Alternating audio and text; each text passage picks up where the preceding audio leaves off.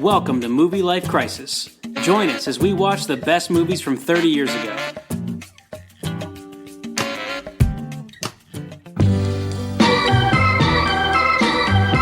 Didn't anyone ever tell you you carry yourself very stiffly?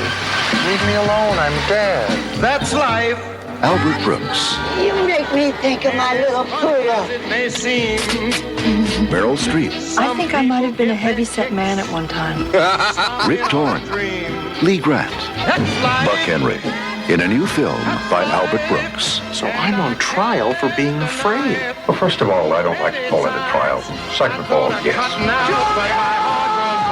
If you see one movie before you die, I love you. I love you. This is damn exciting stuff. see Defending Your Life. That's life. That's what all the people say. Episode 106, Defending Your Life. That's a fun movie. Albert Brooks. And we're going to talk all about it today. I guess first off, I have like a list of things that we've forgotten in the past. I don't think we're doing a good enough job of introducing ourselves. I'm JT. I'm Jeff. Yeah, and I've had people ask, like, what's the story? And it's like, there's no story. We just are friends and we like movies since we were alive. And so we're talking about movies that we watched when we were kids. Exactly. I mean, I guess if you want more story, like we both grew up in the same small town in southern Louisiana, and we've been friends for like 30 years, and these movies are 30 years old. Dude, to be honest, even if nobody's listening, I still want to keep doing this. I like it. Oh, yeah, no question. Yes, we're gonna keep doing it if people listen, and we're gonna keep doing it if people don't listen. It's better if they listen. I like that they're listening because people are giving us feedback, and I like that. I like feedback. Even if they're not listening, I'm down with it. Having fun. Yeah, absolutely. It's a freaking blast.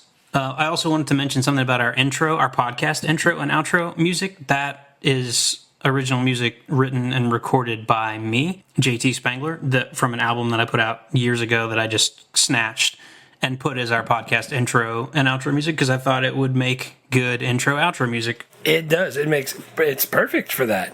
It's just peppy enough, but just soft enough. I like it. It's perfect. Thanks, man. I appreciate that. Yeah, I like that. I really love that little horn part. I did get a message from one of my buddies who was one of the co-writers on that song. Jeffrey James is his name, and he said, hey, I love the pod. I'll be looking for my check for my share of the intro, outro music, because he has a third of the publishing on that song. And I told him, and I will now tell the podcast, Jeffrey James, my co-writer, thank you for listening, and the check is in the mail. And of course, by mail, I mean email, and by check, I mean go f*** yourself. No, I'm totally joking. He knows that there's no money, and he also knows that if there's money, he'll get his share. Anything else to like start us off with? Any like housekeeping stuff for you? Which episode are we on? This is episode 106. Episode 6. They're adding up fast. Time flies. Yeah, we've only got 3 out now, but this is the 6th one that we're recording, so we're racking them up. Nice. I like it. Yeah, for sure. People have asked if they can support. Supporting by listening is amazing. Telling people costs nothing and is also amazing. We have some stuff set up, like buymeacoffee.com. We have Twitter and Instagram and YouTube all set up. If you want to check any of that stuff out, we're putting out YouTube videos that are clips from the podcast that we've like added visual stuff to. But yeah, man, listening and telling us what you like and don't like is absolutely phenomenal. So please do that. Yes, I definitely like the part where people tell us what we are doing right and wrong. Well, yeah, we're trying to get better. This week we're going to try something new. We both like music as much as we like movies, and so I'm gonna do like a little name that tune challenge for Jeff. I'm gonna play like 10 seconds of a song that charted in the Billboard Top 100 from 1991, the year we're looking at, and then I'm gonna let him guess, and then I'll play the chorus. So I didn't want to give him, a lot of these are really obvious, but this one I thought was kind of challenging, so I'm gonna give him that and we'll let him guess. He's not heard this, he has no idea what's coming. So I'm very excited to think I'm gonna do well. Here comes 8 seconds of this intro.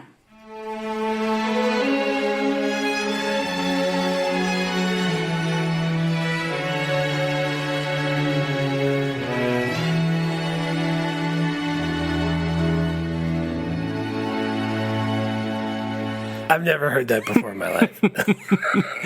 Dude, you have so totally heard that before. Do you want to play the intro again, or you want me to just give you the chorus? Wait, real fast. This is the problem I'm noticing. You're playing a part where there was a DJ on B97 talking over that whole intro part. Yeah. So there's no way I've ever heard that part unless I own the album. Did I own this album? No. That's why I picked this song, because I'm confident that neither you nor I ever owned this song. Oh, criminy. You ready for the chorus? You're going to recognize just it. play the chorus. This is pre-chorus and then chorus.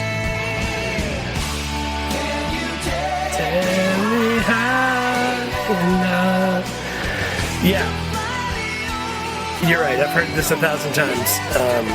Yeah, so that song is called High Enough by a band called Damn Yankees, which was kind of a like power ballad, like hair metal rock supergroup that had like Ted Nugent and a guy from Styx and some other people. That's what I was going to say. The only reason I even know that part is because that's the part they play on the infomercial when they're trying to sell the 5 CD set of power ballads to play in your CD player. So many of the songs were so easy, and that one I thought was like maybe gettable. Like I knew the chorus, but I did not know any of the rest of the song.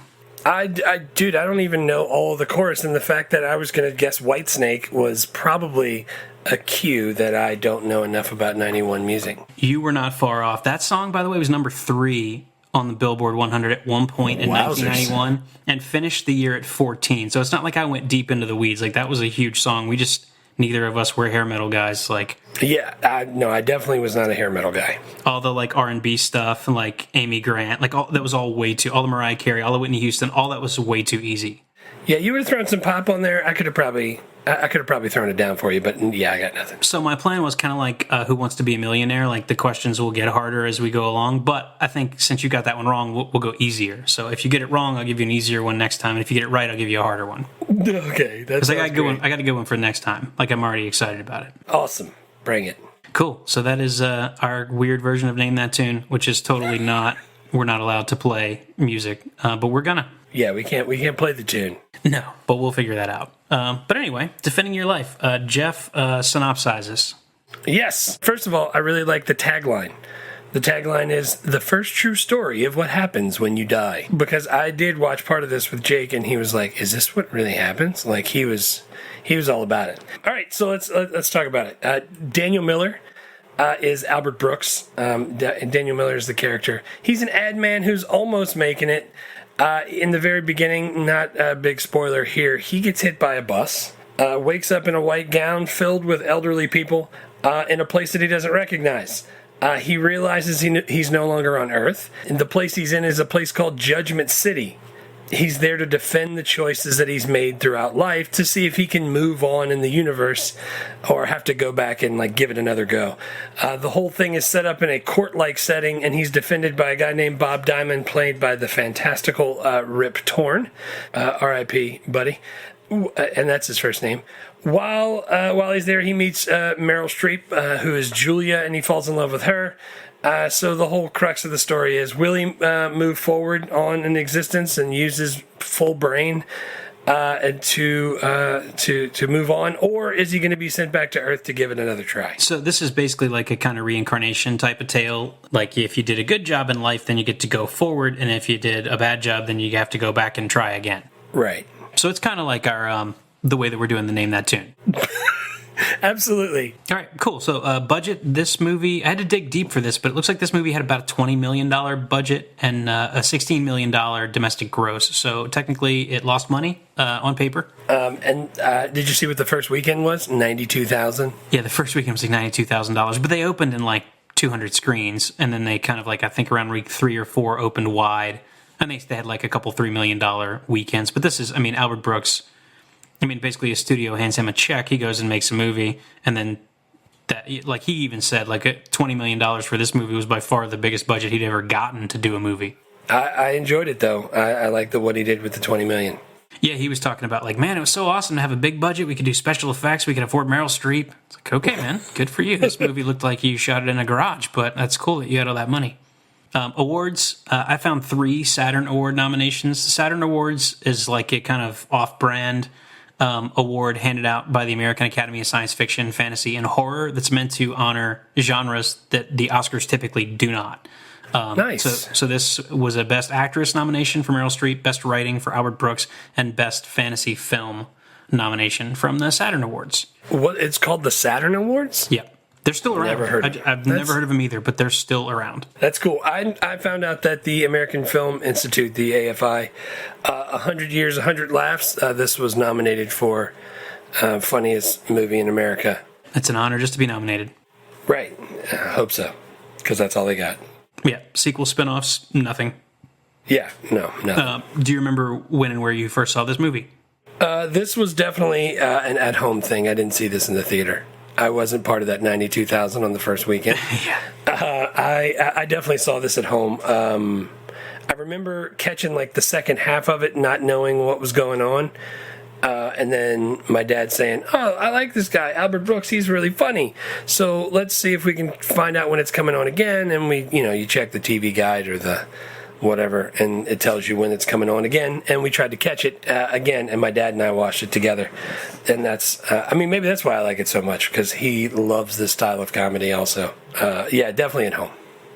What about you? I was going to say, I actually, if I was guessing, I was going to say that, your dad liked this movie and showed it to you, and then I think you showed it to me, because I don't remember ever seeing it as a kid. My dad wasn't into the, Albert Brooks style of comedy. I guess I must have seen it on tape at some point. Maybe I borrowed, I feel like maybe I borrowed a VHS tape that you had written on the label what it was. Right. I know that's how I saw Cadence, which is a movie that we're going to talk about in a couple episodes, but this one may have been like that too. Yeah, I'm pretty sure we recorded it when we watched it that second time. I can't believe there's people out there that don't like Albert Brooks style comedy. I'm not saying that if you asked my dad that he would be like, that guy, he sucks. I think if he watched it, he'd be like, yeah, he'd fall asleep. Right. All right, cool. Let's do categories. Let's talk about the best three scenes. What's your first scene for this movie? I know you love this movie. I do.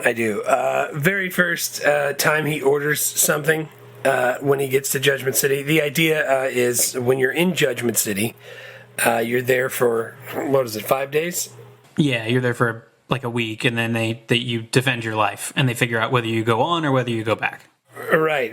And the whole time you're there, you can eat all you want, and you never feel full, and you never gain any weight. And all the food is the most amazing food ever. Yeah, and that when he first sits down at the tiny little diner counter at the hotel that he's staying in, he was like, what's good here? And she's like, everything is sensational.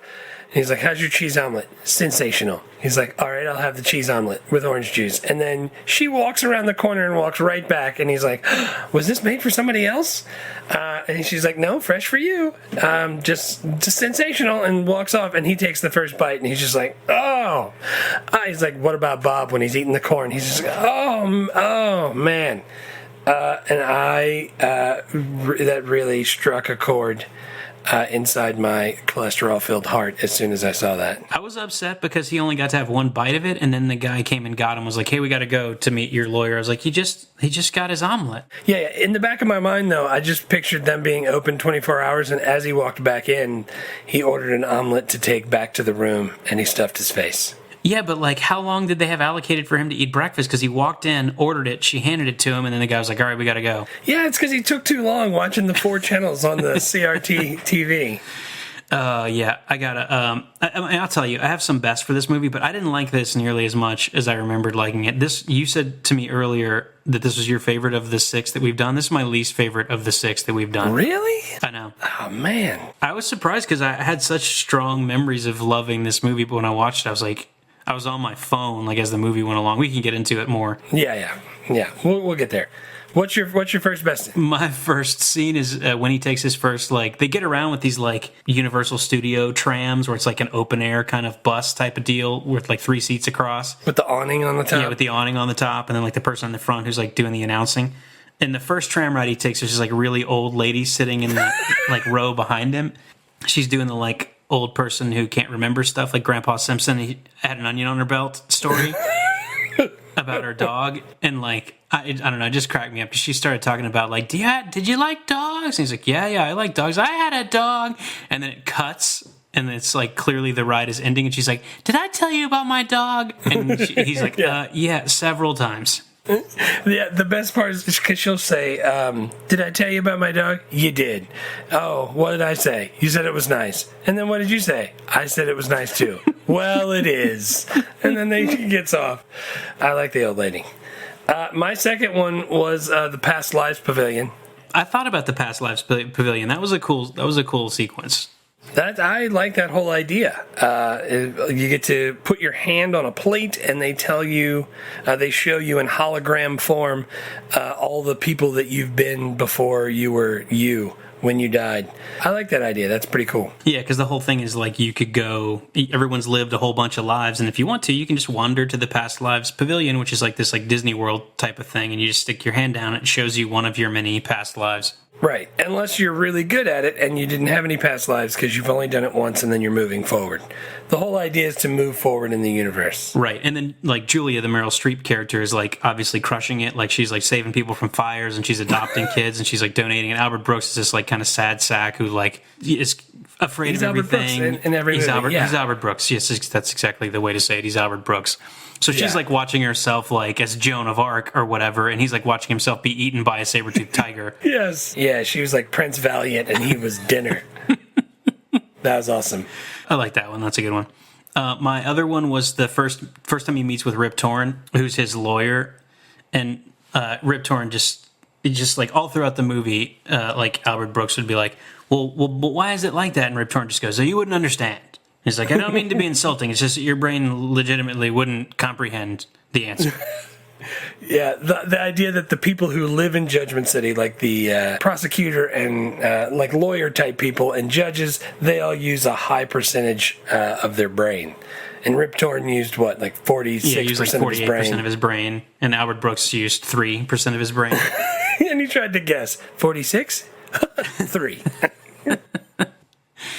Yeah, and he's like, and Rip Torn's like reading a piece of paper about Albert Brooks's life. He's like, "Can I see the paper?" And it's like he holds it up, and it's just ones and zeros. He's like, "You wouldn't understand, trust me." Yeah, it's And Rip Torn's like, but that's like a big scene where he's giving him a lot of exposition. It's like, yeah, you come through here, and like we'll look at days from your life, and then we'll. And he's like, so it's a trial? He's like, well, I don't like to think of it that way, but yes, it's a trial. It's definitely a trial, yeah. And he's when like, and then Rip Torn is like, and the goal is to get off of Earth. So that's what you want to do is move on from not be on Earth anymore. If anybody on Earth uses 5% of your brain, you don't want to hang out on Earth. My third one is a whole scene, the Italian restaurant that they go to for their date. Julia and Meryl Streep and Albert Brooks go on a date. And a number of things happen. The guy who is the person taking care of them, the waiter, he is over the top Italian, and the person that is his prosecutor in the days where he's defending himself, she shows up with somebody else to eat across the restaurant, and he starts to get nervous in true Albert Brooks fashion. It's really good. And when the guy is talking to him, he's like, "You like the shrimp? I'm bringing you the shrimp. It's so fresh." They walk out of the kitchen and jump up on your plate itself, like stuff like that. And then he was like, "You like the pie? How many days? You looking at 9 days? I bring you 9 pies." And then the steaks. I love that part. That was on my list of worst scenes. As bored as I was during your recount of the scene, it was still way more entertaining than when I watched it live in the movie. When he brings them broccoli, he's like, "You like the cheese on the broccoli?" And then he just dumps it. It's like poured on the table and everything. I love it. I think it was just so cringy. It was just like The Office, like when it's really uncomfortable. It's like I got to go to the next episode. I can't watch people be this awkward without it hurting my feelings. I like that. Like the waiter like brings in the 9 pies and like his prosecutor's standing there and he's like, "I didn't know. Ask for the pies." And the guy's like, "I'm bringing you the pies." He's like, "I never said I wanted the pies." He's like, "You know what? I'm bringing you steaks." "No steaks." He's like trying to yell but not yell. Yeah, like that's like I was like turned to the side, like hugging myself while that was happening, just going like, "Oh my god, make it stop." I like that whole feeling where Mikey's calling somebody at the end of in the middle of Swingers, keeps getting the thing. Like keeps getting the answering machine. That is amazing. That's one of my favorite scenes of all time. But yes, this was brutal. So what's my third favorite was the comedy club. Oh man. When he first meets Meryl Streep, he goes to this like they're in purgatory and he goes to a comedy club and there's this like really bad, really tan comic like doing all this like, "Hey, how's it going? And how'd you die? Where are you from?" And he's like Albert Brooks is like making quips and him and Meryl Streep are laughing.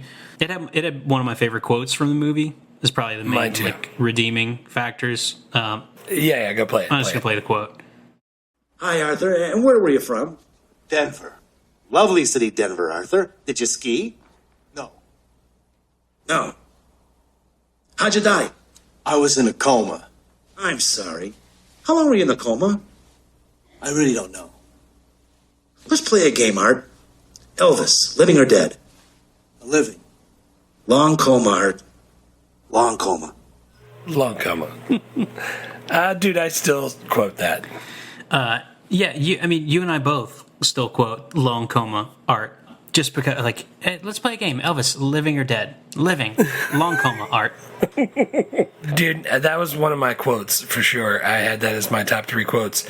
Also, when he turns right after he talks to Arthur and he sees Albert Brooks and he's like, "Sir, how did you die?" And he says, "On stage like you," and everybody laughs. I was reading about that. Did you know how Albert Brooks' dad died? No. On stage after a Friars roast, like right after he finished his awesome. thing, he had a heart attack, and that's how he died, which is sad. Yeah, because his dad was like a vaudeville comedian. Yeah, he was. Whose name I can't pronounce. It's not Brooks. No. Well, his name's not Brooks either. You know what his real name is? No. Albert Einstein. Dude, I think I did know that. That's amazing. Super Dave Osborne, that's his brother. His name is also Einstein, but he changed it to Osborne. That's his brother. So, like, yeah. That's amazing. They were Einstein, but they changed it for obvious reasons. You can't be Albert Einstein and try to make it in the... Yeah, the comedy club scene was cool. There were some good laughs. I mean, one of the things I didn't like about this movie, Albert Brooks was a stand-up, was where he got his start, and this movie felt like he kind of had, like, written a lot of stand-up into his dialogue. That's maybe that's what I liked about it. You know how I roll. What other quotes? So my second quote is they're both kind of the same. They're both the same type of quote. It's when Albert Brooks and Meryl Streep are hanging out, and he's walking with her after they've gone to the past lives pavilion or what, and they've been talking and getting closer. And he's like, "What is this?" And she's like, "It's my hotel." "This is your hotel?" "Yeah, where are you staying?" "Obviously at a place for people that weren't very generous and didn't adopt anybody. I'm at the Continental. Come over one day, we'll paint it." I laughed out. When he said, "we'll paint it," I've heard it 100 times. I laughed out loud. Yeah, I have that. I have that as one of my quotes. "Come over to my hotel. We'll paint it." Yeah, that's great. That's one that we've quoted a lot over the years. The funny thing is when I watched the movie, I kept thinking, like, his hotel doesn't look that bad to me. It's not, like, dingy. It's just, like, Meryl Streep is in this, like, palatial, like, marble floors. Yeah, like, dude, when she goes off to her room and he's standing in the lobby with the fountain, the Italian fountain, and the soft leather couches, and it goes, "Caviar and champagne now being served in the blue room." The whole movie's set up to, like, really play on his insecurities. Like, Meryl Streep's looking at 3 days when she defends her life, and he's looking at 9. And every time he tells people who work in Judgment City, he's like, 9. They're like, 9 days? Oh my God, 9. let me get you some free stuff. Yeah. And he's like, "Is that a lot? Is that is that?" And Rip Torn's like, "Don't worry about it. You wouldn't understand." He's definitely concerned about what other people... Is 9 days a lot? Yeah. So the hotel's the same thing. He's like, "Oh God," he's like, "This is the hotel for people who didn't give enough to charity." That's the one that I'm staying in. So what's your second quote? That one was on my list, and then my third quote was just, "You wouldn't understand," because Rip Torn says it like 5 times, and I think he got a laugh every time out of me. Yeah, definitely. When he didn't show up to defend him one day, or to help him defend himself one day, and then he shows back, he's like, "I'm sorry, you wouldn't understand where I was," and he says something like, "I was caught in the inner circle of thought." And he's like, "I don't understand." And he's like, "Yeah, see, I told you." But he's always nice about it. He's always like, "I'm not saying that to be mean. I just mean that you literally wouldn't, your brain couldn't process it." Wouldn't understand. So my third one is when they're sitting in Meryl Streep's lobby, and she says, "Do you have a hot tub in your room?" He goes, "No." "Why, do you?" No. It's more like, it's not really even a hot tub, it's just, it has holes in it. He's like, "You don't have to protect my feelings. It's okay if you have a hot tub." She goes, "Oh, okay, well then I do." And she got so excited. Yeah. Those two right there, the Paint It and Long Coma, those are my jam. Yeah, so those are the quotes. Characters? I'm sure we have a lot of the same things. Yeah, I mean, there's like 6 people in this movie. It's hard. If you're going to pick 3, we're probably going to have some overlap. Yeah, I have Bob Diamond, played by Rip Torn. I just love how supportive he is, and he's always like smiling, chest out, nodding a lot while he's talking. I like that. Rip Torn was great in this, and I saw this. For whatever reason, this movie has a lot of stuff written about it. There were like 2 articles that I found written this year for the 30th anniversary where they interviewed Albert Brooks, and he talked in one of them about how he really wanted Rip Torn, but the studio or the production company didn't, because Rip Torn was kind of notoriously difficult to work with. But he was just like, I really wanted Rip Torn. Because he brought something, and he just said that like he just fought for it. He got him, and he said Rip was great because he just every time he gave you something different, and he just added so much like energy and emotion to all the scenes that he was in. And I felt like when I read that, I was like, I could tell that watching it, because he did like he landed a lot of lines that I feel like if I saw them written, I wouldn't think that they were great lines. But right, it's dude, his delivery is fantastic. His delivery is great, and I love Rip Torn. Obviously, that's your dad's doppelganger, Zed. Yes, he's number 1 on my list. Meryl Streep is on my list. Meryl Streep plays Julia, the love interest here. This is cool because Meryl Streep, even in 1991, was like a really well respected actor from Sophie's Choice, and everyone thought she could only do like serious dramatic stuff. And the story was Albert Brooks met her through Carrie Fisher. He was good friends with Carrie Fisher. She was friends with Carrie Fisher, and he just said, I was at a party at Carrie Fisher's house, and I met Meryl, and she and I chatted, and I thought she was so down to earth, and she was so sweet and so funny. And she asked what I was working on, and I told her the movie that I was writing, and she said, like, is there a part in there for me? And I was like, yeah, right, of course. Like, thinking that it was a joke, and then I went right home and wrote a part for her, because if I could get Meryl Streep, why wouldn't I? But Albert Brooks was saying, like, what I wanted to do in the movie is I wanted to show the world the Meryl Streep that I had just hung out with, who was really down to earth, who was really sweet, and who was really funny, which no one had ever seen before in movies.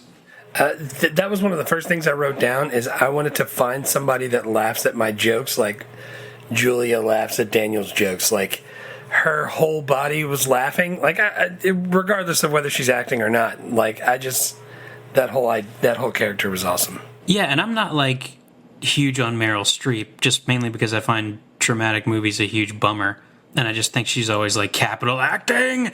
But she was great in this. Like, she was so good and so natural and so funny and so laid back. Agreed. And also, I mean, I was a kid, so I guess I didn't realize, but like obviously Meryl Streep, like, hot.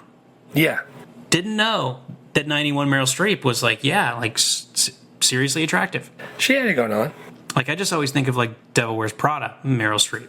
Right. Like white hair and like angry and like yelling at people and like pounding her fist on the table. Yeah, but that's those are her parts that they're. Well, she's great at it. She's got a garage full of hardware for doing that thing. But I really liked her doing this thing. Yeah, I did too. She could do this again. Maybe not now. She's like 72, but Meryl Streep can do anything. Ask anyone. Yeah, right. Who else you got? So Bob Diamond, Julia, those are the same two. Then this is where I think we're going to separate the people that were extras in the Past Lives Pavilion. Yeah. The old guy, when he puts his hands down on the thing and the hologram slowly starts to appear, and it's like a little girl from like Victorian times, and he's like, "What the hell is this?" And he's like, "Coming right now, Mumsy." And he was like, "What the?" And then they pan to the next little cubicle, and it's a lady, and it's like a sumo wrestler turning and screaming, and she screams really loud. Those two people that are just like throwaway characters, and the guy who invented all nude at the sushi bar, those three people I put as one just character. Dude, you hate to like give a best character award to an actual star of a movie. Well, dude, like you're always like that one guy walking his dog through the background. He did a bang up job. I'm talking about the people that I remember. Those are the people that I think are the best. I know, but how do you like not have Albert Brooks in there when like he's the writer, director, star? And we're going to talk about how he's the writer, director, and star. So I just want to give a shout out to the old people. Which, by the way, because it was a bunch of dead people, a ton of the extras were just elderly, just old people walking around. Dude, I'm here to tell you, everybody in this movie is old. If you go read the cast list, they're all dead. Like except for Albert Brooks and Meryl Streep, they're all dead. Yeah, it's like when you cast 80-year-olds and then you watch the movie 30 years later, they had a great run. They all gone.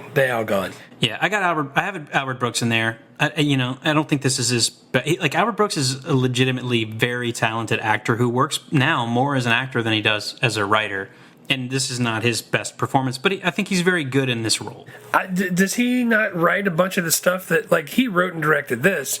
Didn't he write and direct Mother with Debbie Reynolds? He wrote and directed Mother. He wrote and directed Muse. The Muse with Sharon Stone, in 1999. He did one other one after that in 2005, 2006.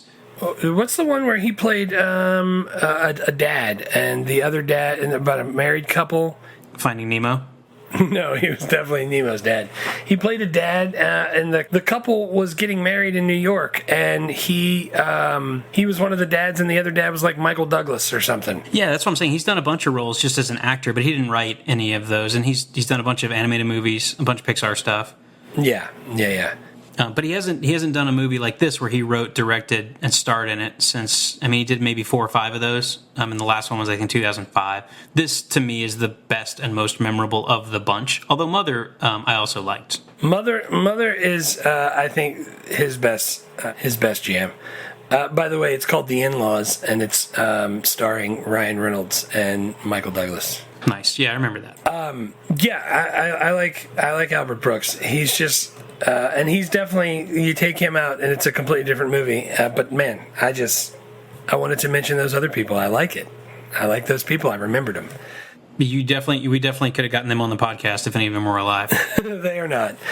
For writer, director, actors, background, I just put Albert Brooks held 3 different roles. Yeah, Albert Brooks. This is kind of, it's wild to think about now because Albert Brooks conceptualizes this movie. He writes it. He goes and pitches it to a studio. Someone gives him money. He directs it. He's also going to star in it. Nobody does that. Nobody does that anymore. I was trying to think of people who do that. Woody Allen was probably the best known, in our lifetime, to have done that. Right. And then the only other 2 names I came up with is Kevin Smith and Jon Favreau. Jon Favreau made his start that way, right, with Swingers and then with Made, but then he got, sucked into the Marvel universe, and now he's doing Marvel and Star Wars. So, he's never going to write and direct his own movie again, but that's how he started. He did the live-action Lion King. I didn't realize that. Yeah, we did The Mandalorian, and he did the Iron Man. He's doing tons of stuff.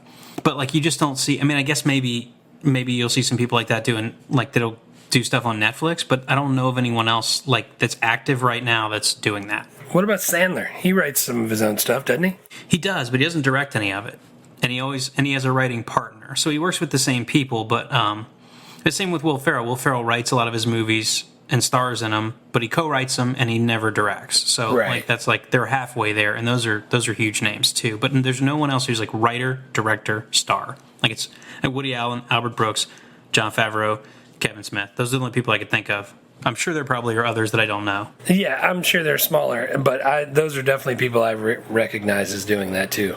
What's next? I think the only other stuff I had for the kind of background stuff was I had the first draft of the movie had Albert Brooks being reincarnated as a horse. Oh yeah, I did see that. But after he talked with Meryl Streep and he wanted to get her into it, he started to really like the love story angle, so he kind of rewrote it in that direction, which I think is a much stronger ending. Yeah, the way it ended was perfect. Yeah, no, I thought the ending was one of the strongest parts of the movie, truthfully. He said because this was a quote unquote big budget movie for him, he got to actually hire some special effects people. So he hired the people that did Total Recall the year before. Nice. Who helped him with stuff the very last tram shot, which is the trams drive into the tunnel and the lightning happens, and then most of the Judgment City wide shots, exterior shots were just matte paintings with the real Los Angeles Federal Building. Right. And we'll talk about the matte paintings. I got a little thing I worked up on that, which we can hit later on. But before we go off to the worst, I did want to mention I liked how this was not religious. Most of the time you see movies about afterlife, and there's always heaven. I thought about that Robert Downey Jr. movie, The Chances Are, where he goes to heaven, it's all clouds and stuff. I like that this was an afterlife movie that wasn't religious. and I thought that was cool. Yeah, no, it was a secular afterlife, and he even said, talking about it, and he's like, that was the intention, and we didn't want to write something that was, there's so much of that out there, but like they say in the movie, like there's no hell. And Albert Brooks said in an interview, he's like, there's not even any clouds. If you go back and rewatch, he's like, there's no heaven or hell in this movie. It's just like, right. It's like the kind of secular afterlife where, like, you figure out whether you've learned enough or you have not. Right. I liked it. I like that. The whole idea, which is, I think, the reason I like the movie so much. The fact that there was funny stuff that made me giggle was awesome, but the fact that the whole idea of the introspection, like look at your life and reflect on it, I like that. Yeah, I think where I'm at now, I like the concept of the movie more than I like the actual movie, because, like, I'd be very happy to go sit with somebody and talk about this type of afterlife and what it might look like, but the movie, like, kind of dragged for me. I haven't seen it a half dozen times. Well, good. Well, let's talk about the worst then. What are your 3 worst scenes? Yeah, for sure. Well, first, the critical reception. This movie crushed the critics. Everyone loved it. Rotten Tomatoes has 83% and it's 7.2 out of 10 on IMDb. Critics love this movie. I mean, Albert Brooks writes smart movies for critics that make no money. That's his, like, thing. And this was that. Yeah. Worst scenes. The first one that I have is the dinner that you had on your best list with Julia and the prosecutor. Like we talked about, it was so awkward. It was hard for me to watch people being that awkward. I think it's supposed to make you feel that way. I'm sure that it's supposed to make me feel that way, and it worked. But I didn't want to watch it because like there's episodes of The Office where it's like I can't watch this. This is too awkward. I gotta skip. Oh man, I love that, dude. I don't even have anything written down for the worst. I couldn't even think of anything that I didn't like. Is that weird? No, I think that's fine. I mean, I think you should be able to identify something that you didn't like. But I mean, I didn't have like a huge list of scenes. The main thing for me was, like, I'm looking at this movie. I felt like when I was watching it, I felt like it was really dragging. Like, this is the first movie we've watched where I was, like, getting on my phone in the middle of it because it was moving so slow. I mean, it's supposed to be, like, a very, like, kind of highbrow, like, thought-provoking movie. But, like, this thing runs 112 minutes, and I feel like you could have got it to 90 minutes and told the exact same story and, like, really had it kind of hopping. So, like, I had the dinner with Julia and the prosecutor. Like, if you just gave me final cut of this movie and you said, like, punch it up for 2021. Like, I would just dump that whole scene. The sushi restaurant, I would just dump that whole scene. Like, I'd save 6 minutes, and you wouldn't lose any of the plot points. No, you wouldn't. But you'd miss out on the guy that sells porno and the take a piss line. I know. The guy who came up with the all-nude strip club. Before it was just nude. Just nude. But I came up with all nude and doubled the revenue. Yeah. I know. Well, I mean, the thing is, like, that's how you build out a movie, and so one of the things we like about some of these old movies is that they had a chance to really breathe and they had a chance to develop characterization and put in cool stuff like that. So, like, I like that. But in this one, I was like, I'm bored, man. This thing, I feel like we should be further along this movie by now. No, I'm with you. I see what you're saying. So, both restaurants, and what was the third one you said? I didn't have a third one. I just said those two, and then I just said, like, this movie just felt like it was slow. Like, you know how sometimes you see a movie and you come out and you go, like, man, that movie should have been 15 minutes shorter. Right. Like, I just felt like that for this movie. Like, it should have been 15, 20 minutes shorter. You don't have to change the story at all. And there weren't any, like, stuff that was bad. There was just, like, some extra stuff. You know, if Albert Brooks wasn't a one-man operation, if someone else edited this, like, without his oversight, they probably would have done that. Yeah, but, like, characters, I didn't have any characters that I didn't like. I thought everybody did a good job. Even the Italian guy at the Italian restaurant? Yeah, he did a great job. I didn't care about the scene. It was just super awkward. I mean, like, the thing is, like, I don't know, I felt like it was a little heavy-handed. Like, at that point in the movie, it's been really well established how cowardly Albert Brooks is and how much he's concerned with what everyone thinks of him. Like, I really got beaten over the head with it in that scene, and I already knew it by that point. Right. Maybe it was a scene that he had already written in and really liked, so he left it in. I see why he liked it. There's some good stuff there. I don't know. When I was watching it and I realized that I was bored, I was trying to figure out why. Right. And that's what I was going, like, we should just lose some of the extra stuff. What about worst CGI?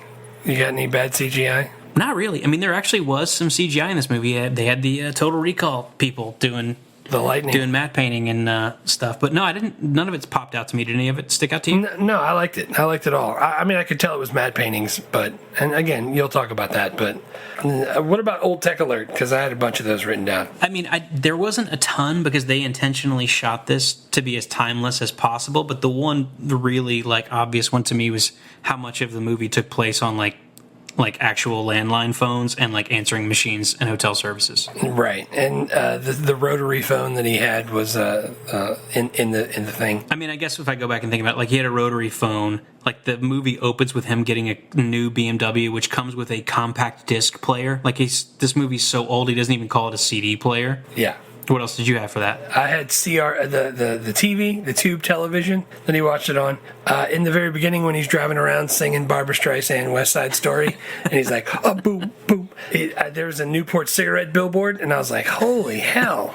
I remember when they used to advertise cigarettes. And then she says mini moles, and says, but I don't like yogurt, and I like to do my own nails. And I remembered like when the mini malls really were catching on. Dude, I mean, I feel like that has not aged a day. I think you could still go to a mini mall and it's going to be yogurt and nail places. Dude, so frozen yogurt, yeah. I like that stuff. I think they should have more of that. TCBY was the first one in Hammond. You remember that? Yes, I do. TCBY used to be my jam. And then the lady looked at him, the old lady that you like on the tram in the very beginning, yeah. And she looks at him, she goes, oh, so young. AIDS? Like, that was back when everybody was dying of AIDS, which is cool that we have something different to die from now. Yeah, man, I'm glad we finally got some diseases updates. Yeah, they're all coming back, though. All the greatest hits are going to come back when people stop vaccinating. Political incorrectness. Dude, I wrote down something, but it doesn't, like, to me, it's not even really that politically incorrect. When he says he was staring at himself in the mirror for 3 hours until he saw a Chinese person, but it turns out it was just him squinting. That's not really politically incorrect, because I guess you could be Chinese. It's not really politically correct either, but... Yes. Yeah, well, the thing is we're from the South, where, like, every redneck calls every Asian person Chinese. So, like, that, I think we're predisposed to... Like, if you hear somebody go, hey, I'm from Mexico, and you're like, yeah, these Mexicans came over, all of a sudden that's like a trigger for me. I'm like, geez, how do you know they're from Mexico? But I mean, in some cases they actually are. So I don't know that that's super politically incorrect, but I wrote it down. Yeah, I feel like it's pretty politically incorrect, but I also think, like, by the standards of 1991, we've heard a lot worse. Yeah. The only thing that I had was, like, I didn't catch anything in the dialogue. I forgot even about that line, but I wrote down, like, don't black people die? Yeah, I noticed that. Like, there's nothing but old white people in this movie. There's all the black do the black people go to a different purgatory? I mean, we know they get harsher sentences, but maybe they also get tried somewhere. Well, so wasn't that place that they were at just a certain part of Los Angeles or something, or Southern California? Judgment City, where they were only served the Western U.S. But I lived in the Western U.S. There's black people. Yeah, there's black people there. Yeah. What's next? Normally we like to do a time capsule, something from the periods that the movies are in that maybe people don't know about anymore. We couldn't come up with a good one for this one, so we're going to pivot and just do a segment that I think we're just going to call Movie Magic, which is the history of matte paintings, because we've mentioned them a couple times already, and I just thought, I talked to my wife, she had no idea what that was. I was like, all right, cool, maybe we'll just talk about it a little bit. So a matte painting essentially is when someone paints the backdrop of a film scene onto a giant glass sheet. This technique allows you to shoot scenery that you either couldn't afford to actually go on site and film, or like actually doesn't exist. Because it's painted glass, you can backlight it and then film the actors like on a soundstage in front of it, and it looks like they're really somewhere that they're not. Even if you've never heard of matte paintings before, you've definitely seen it. So, like, here's some really famous examples. So, like, Dorothy's approach to the Emerald City in The Wizard of Oz, the tractor beam set in Star Wars, Mary Poppins gliding over London holding her umbrella, the original Julie Andrews Mary Poppins, all the Imperial Walker scenes in Empire Strikes Back, the final scene from Raiders of the Lost Ark where it's the big giant government warehouse where all the secret stuff gets stored, Statue of Liberty scene in the original Planet of the Apes, like, all of that stuff is matte painting backgrounds. Some of the most iconic scenes in movie history could not have been done without matte paintings. Like, in every one of the scenes that I just listed, except for Raiders and Empire Strikes Back, are more than 40 years old, so they're older than I am, but I can so clearly picture every single one of them. Oh yeah, me too. But it doesn't just apply to the background, so you can also paint images onto clear glass and then shoot through it using the matte painting to modify what's actually there, and this has been done a whole lot as well. So, like, if you wanted to shoot like a historical movie in Rome and you wanted to shoot the Forum in the Colosseum, but you want it to look like it did in ancient Rome, you need it to not be all crumbling. So like you could take a clear piece of glass and then like paint in the original Coliseum and the original Forum and overlay it over the actual Coliseum and Forum and then shoot through it. And they've done this they've done this a lot. Like going back to this stuff started in 1907 in the movies, this type of thing. And they'll do stuff where it's like, oh, we want to shoot something in Santa Fe, but it needs to look like it's in the Old West. So the matte painting, we're going to paint trees that cover the power poles. Like they'll do stuff like that. And then when you see it, then it looks the way that it did. And this technique is still used now, although I think the painting is pretty much always done digitally now. I think one of the last major motion pictures to have an actual hand-painted matte was Titanic in 1997. But don't quote me on that because I did not go too deep on that research. But when you do it digitally, the process is the same. Like you create a backdrop, you shoot the actors on a soundstage or on a green screen, and then you composite the actors in the foreground onto the matte painted background. So it's it's a technique that's over 100 years old. I guess maybe I should try and explain compositing too, since we've said that word a couple times. Yeah. Again, like neither of us are movie experts, like far, far from it, but I like this type of stuff. I know you do too, and I really like learning about it. Compositing is basically just a fancy way of saying you're going to overlay two images, one on top of the other, to make a third brand new image. So you can do this with stills or you can do it with movies. So like if I Photoshop your face on top of Abraham Lincoln's body, I've just made a composite image. There's 1,000 ways to do it with film. I don't really know enough about the technical side to get into it. I found some cool articles. I'll put at least one of them in the show notes that kind of talk about this, but that's basically what you'll do is you'll shoot the matte painting background and then you'll composite the actors in the foreground onto them. Unless you're able to actually like shoot on a soundstage where like this soundstage looks like the set from a play and then the matte like backdrop is the background. Right. And look, that's so the stuff I remember from matte paintings is all Star Wars stuff. So like when you're looking at the place where the Millennium Falcon's parked in the Death Star and it's like a really far off shot, all of that's matte painting except for one little spot that's like clear. And they put that in front and then film some people really far away so it looks like they're actually moving. Yeah, there's a really great documentary on the making of Star Wars that talks all about how this happens. And you can see them like painting little tiny stormtroopers and like you can see like Darth Vader's shuttle in the background. And then like you said, it's clear glass and you shoot through it to the actors behind it that are far away. Because it's Star Wars, it's now owned by Disney, it's impossible to find that documentary. No, it's on Disney Plus. I'm fairly certain I've seen it recently. Okay, cool. So we'll link to that too because I wanted to rewatch it and I didn't get a chance because like the YouTube links I could find were all like this is no longer there. But yeah, that's a little bit about like the movie magic stuff, which we don't know a lot about, but when we can, maybe we'll throw some of that in there and try to learn more together. The next step. Hi, I'm Troy McClure. You may remember me from such films as The Greatest Story Ever Hooled and They Came to Burgle Carnegie Hall. The only two that I had here for like kind of Troy McClure cameos, one was the Shirley MacLaine, who was the video host in the Past Lives Pavilion. Do you know why it was funny that she was doing that? No. Well, the thing about her was she had just come out like in '89 or somewhere, or late '80s. She kept talking about how she felt like she had several previous lives, and that was like a big thing for her. She was like Ouija board type, talk to the dead. That's why it was great that she was in it in the Past Lives Pavilion. Nice, that's awesome. And then the other one, it wasn't really a cameo because this guy actually had a couple scenes and a lot of lines, but the Rip Torn was not there for a couple days, so a substitute lawyer came in and defended Albert Brooks' character, and the substitute lawyer was played by a guy named Buck Henry, and I knew that I knew him, but I couldn't figure out from where. So I went and looked him up, and I mean, he was in like 40 films, but I mainly know him as Dick Lemon, Liz Lemon's dad on 30 Rock. As soon as I saw him, I was like, Dick Lemon, I remember him. I couldn't figure it out. I was like, I know that guy looks familiar. But of course, in 1991, he still has like, his hair is the normal color. Yeah. And then 30 Rock, he's like all wrinkly and he wears these like really thin, like black glasses and he's... Round glasses, yeah. I had a different cameo for another one. I had Ethan Embry. He was Steve that lost his paints. That was Ethan Embry. I didn't catch that at all. That's awesome. Ethan Embry sighting. This is it's fantastic. Prestone. He's like, he's tall. He's kind of tall.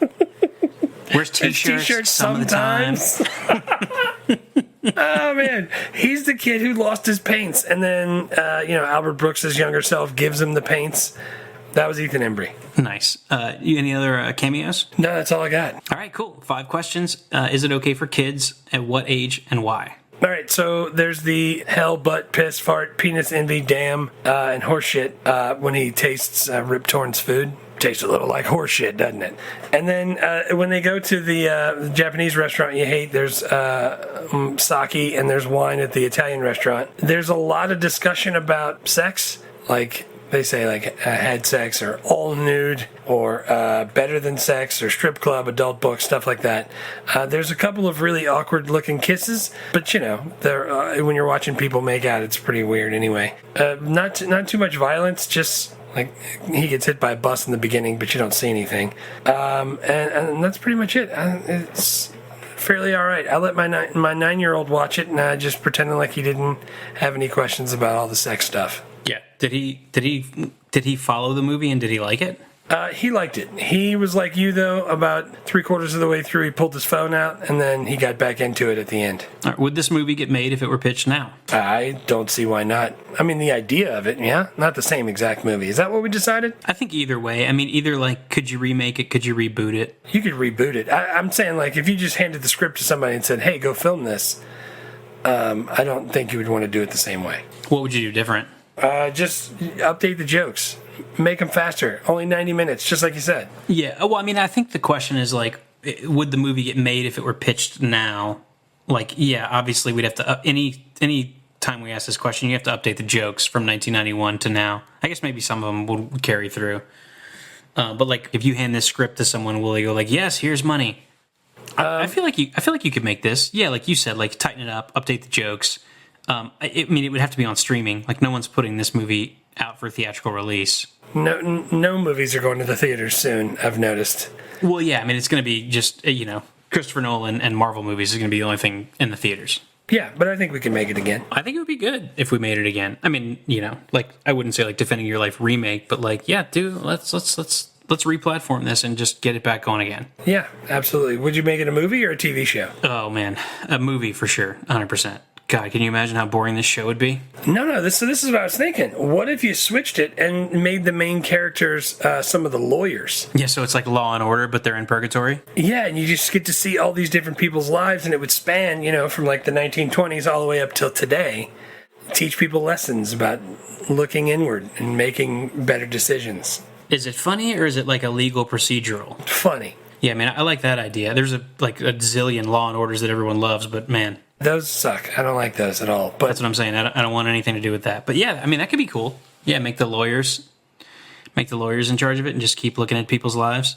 I mean, you could do like a Love Boat type of thing if you do that, and every time it's just like stunt casting for all the people they're defending. Right. Who plays the lead if we remade this? Right. So I put some thought into this. I got 3. Joel McHale. Ooh, Joel McHale. Can Joel McHale like play awkward?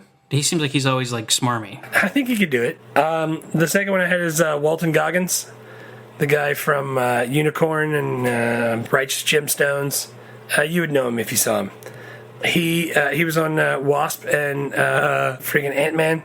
He was the guy trying to buy the thing. Yeah. Where'd you come up with that guy? Oh, God. Dude, he is a fantastic actor. Did you ever watch the show Vice Principals? No, I've never seen anything that he's been in.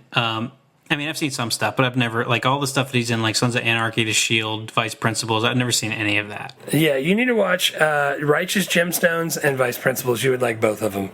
And both of them have him and, what's his name? Eastbound and Down. And then the third person I picked was Terrence Howard. Terrence Howard? I don't know. I just felt like he fit the age group, the age thing that I was going for. I don't know that he's, because he's always pretty cool also. He's cool as the other side of the pillow, as Stuart Scott would say. Rest in peace. Now that Stuart Scott's moved on to another planet, he's not on Earth anymore. He didn't have to come back. He did it right. Terrence Howard, yeah. I mean, I have such a hard time picturing how much you'd have to change this movie for Joel McHale and Terrence Howard, because they both seem like they're really cool, and Albert Brooks isn't super insecure and awkward. I bet they could play it though. I bet they could do it. They're actors. I mean, they probably could. Well, yeah. I talked about, I came up with 2. I talked about like Woody Allen, Jon Favreau, Albert Brooks, Kevin Smith as the people who like write, direct, and star in movies. But there's one guy I did not mention, and I think he'd be my number 1 choice to remake this movie. It's Zach Braff. Ooh, Nice. Because he's a writer-director star. He doesn't do a lot of movies. He doesn't do like Woody Allen amount of movies. But he's also like super awkward and kind of cringy. Yeah, he could play awkward. He could do that perfectly. And I think he's also really smart. So I think if he rewrote this, I mean, he wouldn't do it because he can write his own original stuff, but I think he could do a really good job of it. Right. And then I wanted to make sure that I challenge myself to, when I do recast, come up with one non-white lead, which you've done as well. So kudos. Nice. So the one that I came up with is, I think Kevin Hart could pull this movie off. You think he could play awkward? Yeah, probably. I think he can play awkward because when you watch the Jumanji stuff, he's always like kind of awkward. I think he could, and plus Kevin Hart has that like great quality where he always seems confused, which I think is good. I like that part. Did you pick a Meryl Streep recast? No, I didn't. So I came up with 3. Nice, give it to me. I wanted Jennifer Garner. Oh yeah. Kerry Washington, and then Rashida Jones. I think all 3 of those are great choices for this recasting. Like, everyone was better than the one before it. Like, that's phenomenal. Yeah, I like, because all of those, I just pictured all of them could laugh and I would believe it. Yeah, like they're really personable. They have great laughs, and you could believe that this is the person who makes the male lead like feel like they did a terrible job on Earth. Right, exactly. Yeah, that's great, man. I love that. All right. Cool. Can you watch and enjoy this movie in 2021? Well, I did, and I can, but you apparently didn't like it as much, but it's all right. No, I mean, I enjoyed it. I didn't enjoy it as much as my memory, because it's slow. But that's the thing. So let's pretend you've never seen it. I'm sure there's people that are listening to out there that have never seen this. Probably all of them. I think there are only people listening who have never seen this. $92,000 opening weekend. So, could you watch it for the first time and enjoy it in 2021? Yeah, I think I would enjoy it more if it was my first time, because the concept is so good that the slowness doesn't bother you as much because you get more time to like chew on it when you're seeing it for the first time. But this is like, if you're like 22 and like, you were to hit a like marijuana vape pen and watch this, you probably would have the absolute best night. But like, I've seen it a million times, so I'm like, oh yeah, I remember that. Oh, the sushi, right. There's the one guy with the all nudes. I like how that guy's so gross too. He like reaches out and shakes his hand after he just had it in his mouth. It's just fantastic. Great part. I mean, we joke about this movie not losing money and not being all that well remembered, but it still kind of is. Like, it's getting a Criterion Collection 4K re-release. Like this, people still care about this movie. Like it got a DVD release in 2001. I think I bought it in college because do you remember like they'd re-release movies on DVD in the early 2000s? And like I was in college, I would drive to the store and like go like, oh, it's Tuesday, let's see what came out on DVD. And I feel like it was like, oh, Defending Your Life is out. Like, bam, snagging that, $15, that comes home with me. I was more of the let's wait for the $5 bin, but yeah. And the $5 bin, I would do like supermarket sweepstakes, and I'd just get an armload of them, and I would just take them. Like, I still have them shrink wrapped at my parents' house that I'd never unwrap. I have a bunch of those, and Kat hates it so much. But people did like this movie, and you totally can and should watch it if you have not. Yeah, I really liked it. And where can you watch it? You can find it for rent, YouTube, Amazon Prime, Google TV. It's $2.99 in all those places. $2.99. That's not so bad. I'd pay $2.99. Yeah, I rented Robin Hood because I was in Europe and I didn't have access to any other way to watch it. I just rented it on Amazon Prime for $2.99. Sweet. Yeah, which means the podcast is losing money because I had to do that. Well, don't worry. There are dozens of people waiting to listen to this episode. So that's. Is there anything else? Anything else you want to say about this movie? No. Me either. So thanks for listening. Yeah, thanks for listening. Next episode is Hook, I think. Episode 7. Yes. Episode 7.